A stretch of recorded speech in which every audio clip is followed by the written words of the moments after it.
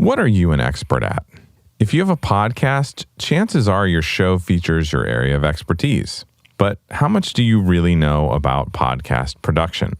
My clients often thank me for making their shows sound great, but in my opinion, the main benefit I provide for all of my production clients is time. Time to do what they are experts at. Time to grow their businesses, time to focus, and not stress out trying to do the technical production work that isn't their area of expertise. If you have a podcast or want to start one and you're ready to save 3 hours or more each week to focus on the stuff you're an expert at, I'd love to do all of your editing, mixing, mastering, and show distribution for you so that you can focus on growing your community and business. You can find out more at emeraldcitypro.com/services.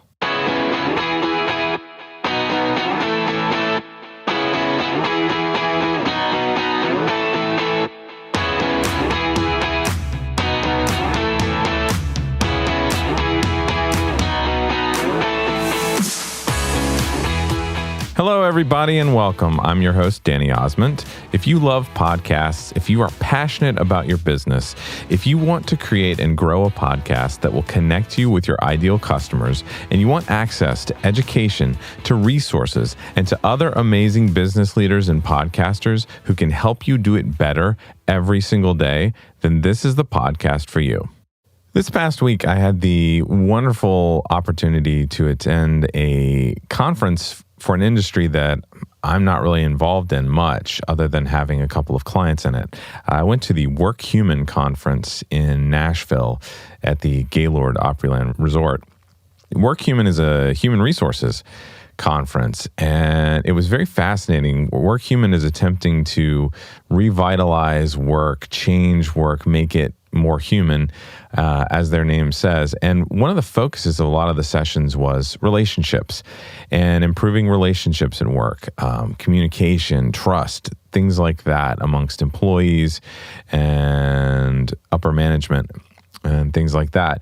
And so I wanted to take an opportunity today to talk about relationships and share with you 5 keys to building strong relationships. Now, as entrepreneurs, which a lot of people listening to this podcast are, and business people, it's easy to slip into the mindset that building relationships is merely a means to an end, a means to making the sale, right? Now, there's no argument. We're all in business to make money.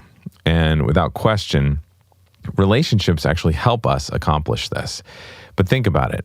If we stoop to merely using people to get what we want, we might have a healthy bank account, but be bankrupt in our relationships and our lives. After all, what's the use of money if you can't enjoy it and have no one with whom you can enjoy it? Imagine if your banker was the only person to show up at your funeral. And I'm sure this resonates with a lot of entrepreneurs. A lot of entrepreneurs are sitting at home. If you're running an internet business, you're by yourself. Like me, I can count on one hand the number of times I leave the house in a week. And most of the time I'm talking to friends via email, or if I'm lucky, a Zoom video call or something like that. So having deep relationships is very important for your health, for your emotional health as an entrepreneur as well. So I suggest that we change our thinking. I believe that if we cultivate deep relationships with others, one of the byproducts of those relationships will be prosperity. And forming meaningful relationships makes the journey so much sweeter. The joys of true companionship, partnership, and fellowship far outweigh any bank account. Yet, in my experience, when we focus on relationships, the money will follow. So here are 5 keys to building strong relationships. Key number 1, be friendly. An old proverb states, anyone who wants friends must be friendly. Now, I'm not just talking about being friendly with your clients. Be kind, friendly, and loving towards your spouse, your neighbors, your coworkers.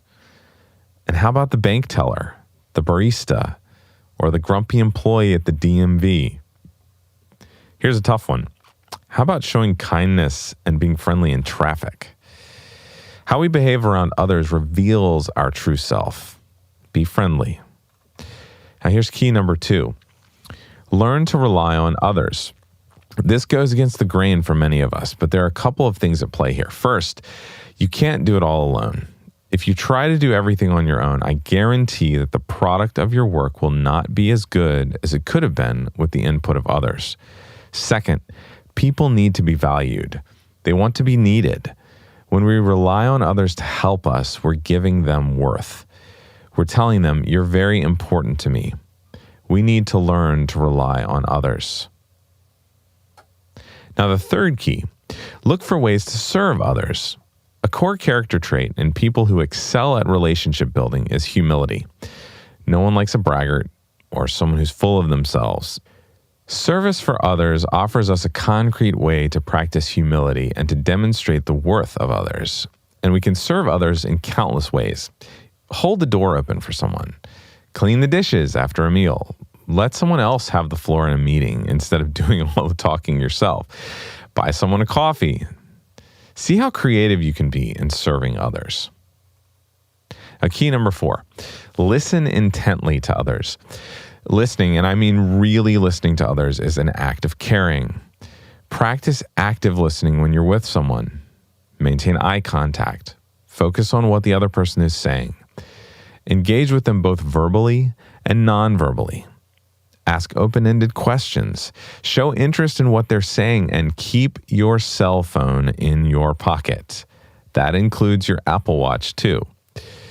Have you ever simply listened intently to someone as they poured out their heart, and then they thank you profusely for the gift of listening to them?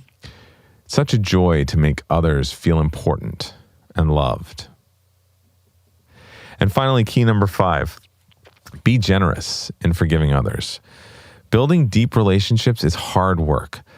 Because we're all fallible people, we sometimes get angry, we say a harsh word, or we do something unkind. But relationships with others are too precious to simply discard when we've been offended or when we offend. Instead, we need to extend grace and mercy and forgive others. We do this with the humble reality that we ourselves will often need forgiveness from others too. And if we've been the offender, we need to go to them and humbly ask forgiveness. Now, you might protest. Yeah, but you don't know what they did to me. I could never forgive them. But holding a grudge is like taking poison and hoping the other person will die. Withholding forgiveness causes a root of bitterness to grow inside us that spreads like a noxious weed, crowding out any healthy growth in our lives and the lives of others. Refusing to forgive someone is a heavy burden to bear that will wear us thin and weigh us down. So get rid of it. Forgive others generously and quickly. Well, there you have it. 5 ways to cultivate healthy relationships. Allow me to challenge you to go through the day with your eyes wide open and see how many of these keys you can implement for building stronger relationships. Remember, relationships are not a means to an end. Instead, when we cultivate healthy relationships, prosperity is a natural byproduct. Thanks for listening. I'll see you next week.